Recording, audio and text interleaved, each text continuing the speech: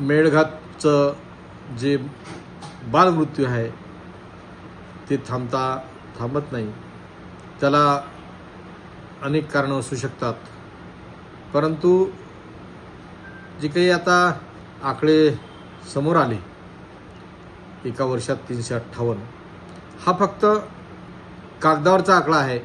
त्यापेक्षाही अधिक आकडा हा प्रत्यक्षात आहे, हा माझा दावा आहे.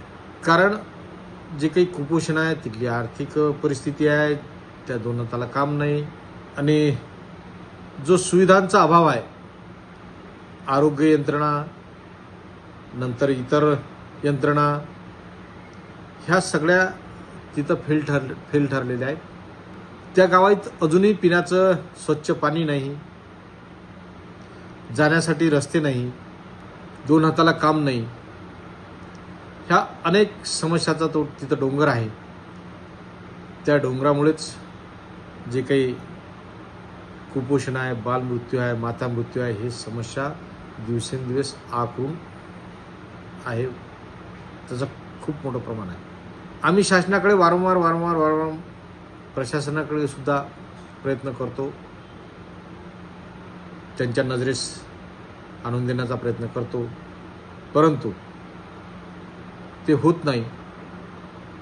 आणि जनहित याचिकासुद्धा या संदर्भात दाखल केली, पण त्याचाही आजपर्यंत तरी उपयोग झाला नाही.